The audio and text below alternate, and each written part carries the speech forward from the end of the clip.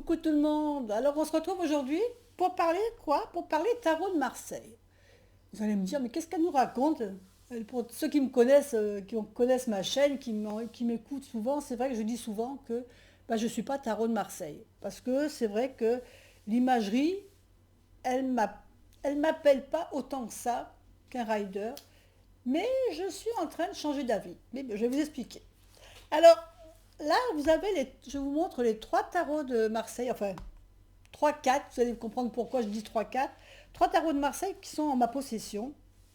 Euh, celui-ci et celui-ci, ce sont les plus anciens que j'avais achetés.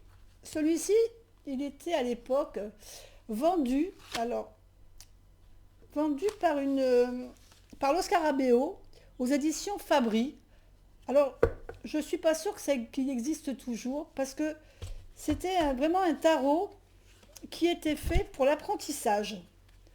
Voilà, je vous explique pourquoi. Parce que, voilà, on a chaque carte avec la représentation de la carte. Ici, on a la symbolique qui est indiquée en général, la symbolique générale qui est indiquée dessous. Et ensuite, on a les sens divinatoires et certaines relations entre les cartes. Des explications. Alors ça, c'est plutôt un tarot que j'avais eu, je crois, pour euh, apprendre, commencer à essayer, parce que je m'intéressais donc toujours aux cartes, et je m'étais dit que j'allais apprendre le tarot de Marseille, parce que c'était vraiment ce qui était au départ vraiment à la mode. Le rider, on n'en entendait pas trop encore parler qu'au début. Et donc j'avais acheté cette sorte de jeu qui permettait, en même temps qu'on tirait, on avait toutes les explications, parce que ça évitait d'avoir un bouquin. Donc on a toutes les cartes comme ça, que je vous montre avec le même système. Donc, par exemple, pour le battleur, la symbolique générale, c'est le principe créateur, la conscience de soi, le mouvement perpétuel, habileté oratoire, volonté, maîtrise des éléments. Et en sens divinatoire, on a des situations qui requièrent une détermination et une habileté, forte personnalité, quelqu'un prêt à tout, habileté. En inversé, on nous dit situation incontrôlée. Et après, on détaille au plan psychologique, au plan mental, au plan émotionnel et au plan matériel, on vous donne les explications.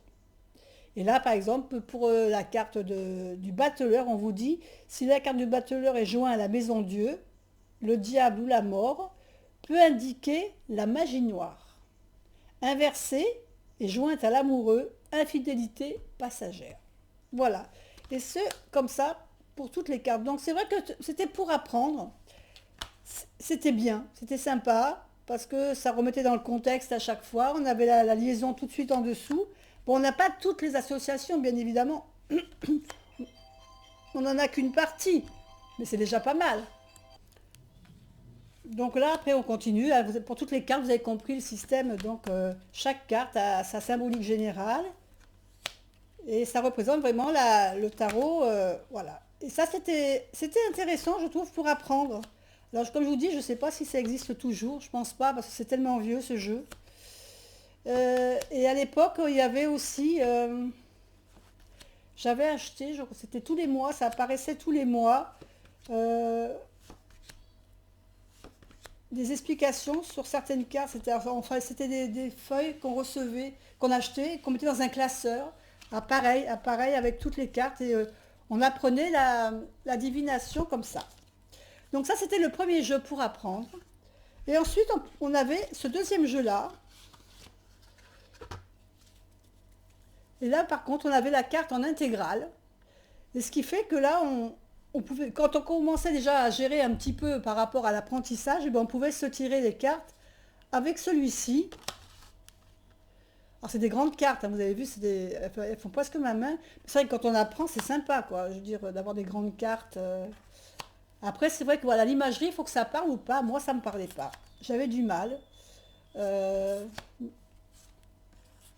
j'ai du mal avec l'imagerie du tarot, comme ça, du tarot de Marseille. Et donc voilà, vous voyez le principe. Après, c'est pas un tarot, par exemple, par contre, c'est pas un tarot de collection, ce genre de choses, c'est vraiment pour l'apprentissage, hein. Pour apprendre, c'est bien parce qu'on peut les manipuler, on peut les trimballer partout, même si on les abîme, c'est pas bien grave. C'est pas des cartes qui sont très, qui demandent un investissement au point de vue financier. C'était assez léger quand même. Je me souviens plus de combien, mais voilà. Ça, c'était le premier. Le deuxième, c'est l'ancien tarot de Marseille. Alors ça, c'est pareil, vous pouvez le... Ça, je pense que ça existe toujours. C'était Cartomancie Grimaud. Ah oui, il a un peu du vécu, celui-là. Parce qu'au début, j'ai quand même essayé, hein, même j'ai persisté. Hein. Et après, j'ai abandonné. Voilà. Après, j'ai abandonné le tarot de Marseille. Parce que, bah voilà, comme je dis, l'imagerie. Donc déjà, celui-ci est de taille normale, hein, tarot normal. Et bon, l'imagerie, déjà, elle est un petit peu mieux que celui que je vous ai montré tout à l'heure en premier, là, parce que celui-ci, c'est vraiment pour apprendre. Hein. Là, on arrive déjà dans des couleurs et des traits beaucoup plus finis.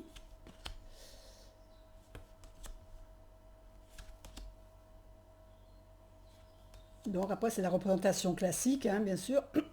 La justice en 8. Et notre force qui est en 11, normal, dans un tarot de Marseille.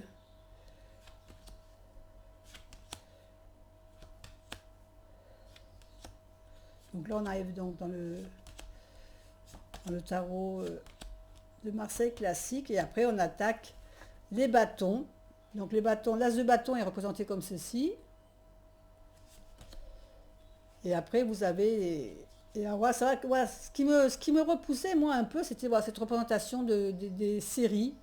Euh, J'avais du mal, j'accrochais pas avec les bâtons, les coupes, tout ça. Bon, les personnages de cours, bah voilà, c'est des personnages de cours, c'est la représentation normale, quoi. Je veux dire, il n'y a pas de... Les coupes, l'as de coupe. Et après, bon, bah voilà, Voilà, moi j'accroche pas, j'accroche pas. C'est vrai que... Alors après, je dis, après, c'est une autre façon de faire. Je vais peut-être m'y mettre. Hein.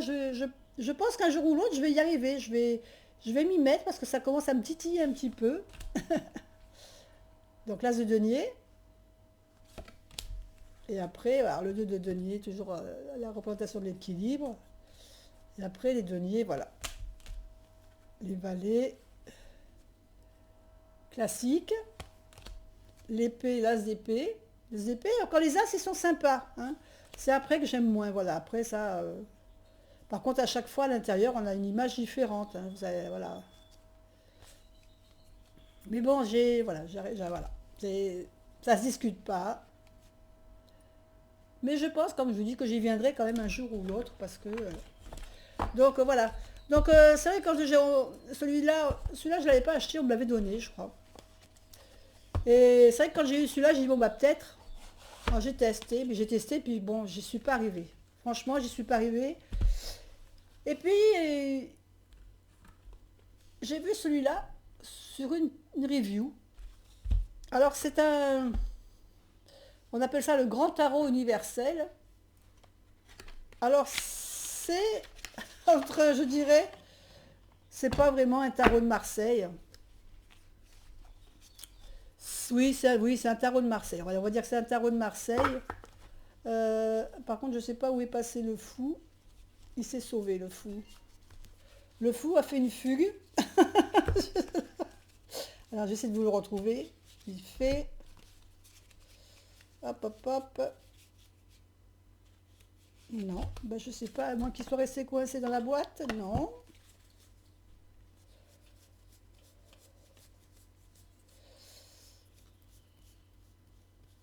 Je ne sais pas où il est passé, le fou. J'ai perdu le fou. Bon, écoutez, on va voir après. Donc ici, celui-ci, donc le Grand Tarot Universel, c'est la 4e édition. Et c'est aux éditions Bruno de Nice. C'est d'ailleurs c'est un tarot qu'il a fait lui. Il a sorti un bouquin d'ailleurs avec son tarot. Et l'arrière, c'est un rouge. Il est sympa, l'arrière est sympa, je trouve. Et l'avantage, c'est qu'on n'avait plus les mêmes couleurs. Donc je me suis dit, tiens, je vais l'acheter, je vais tester. Peut-être qu'avec celui-là, je vais arriver mieux à accrocher. Donc, je peux pas dire que j'ai accroché plus qu'avec l'autre. Mais je trouvais que les couleurs étaient plus sympas. Hein, les imageries déjà, c'est moins... Voilà, ça ressemble plus à un rider, on dira, au niveau des personnages. Alors, c'est plus engageant déjà, je trouve. Alors ça respecte pas évidemment les couleurs du Marseille, mais bon, je me suis dit, je pense que ça, voilà, ça, c'est quelque chose, celui-là qui m'a réconcilié un peu avec le Marseille. Je me dis que peut-être j'aurais plus envie de m'y plonger un peu dedans parce que bah, déjà les personnages ils sont plus sympas. J'aime beaucoup l'ermite.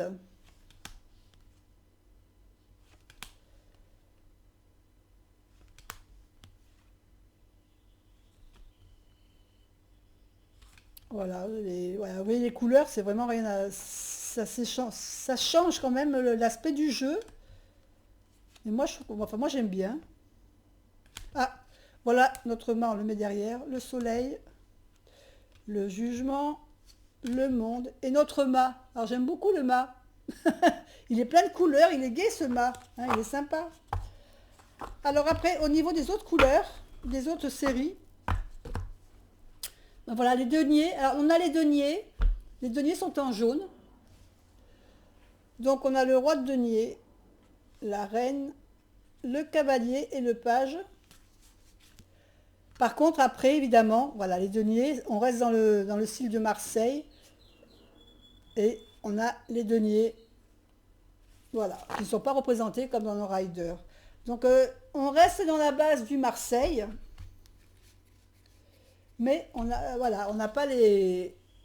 On n'a que les couleurs qui changent. Hein. Là, par exemple, pardon, les deniers sont en jaune. Les épées, bah, c'est le feu, hein, donc c'est en rouge. Donc c'est pareil, on a les quatre personnages qui sont un peu plus sympathiques, je dirais. Par contre, après, on reste toujours pareil dans la représentation du Marseille pour les autres mineurs.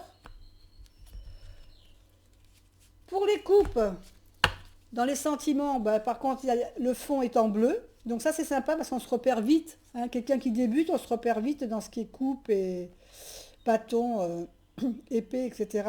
Donc là, les personnages, pareil, sont représentés. Et les mineurs, bah, c'est pareil, c'est dans la représentation classique du Marseille. Et ici, bah, les bâtons. Donc les bâtons, on a les quatre personnages de cours. Donc pour les bâtons, on est en vert, en fond vert. Là, ça sort un petit peu jaune à l'écran, mais c'est en vert. Et après, on a le classique, voilà, les représentations. Voilà, donc je trouve que celui-là, déjà au niveau des couleurs, m'inspire plus. Je ne sais pas ce que vous en pensez.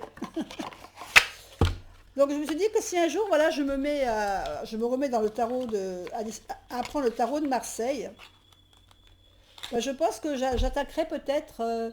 Bon, je ferai peut-être une révision en, parce que au niveau des plans, pas le plan général, parce que la symbole générale, maintenant, je commence à les connaître, mais peut-être voilà, pour voir des fois, pour revoir un petit peu.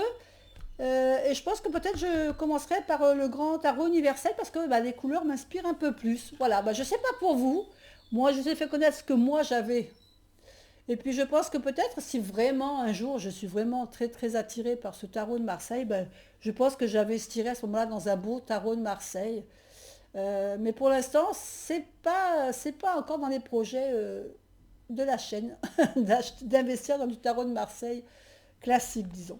Voilà, bah écoutez, je vous laisse, je vous fais des bisous et puis je vous dis à bientôt pour une autre vidéo. Bye bye.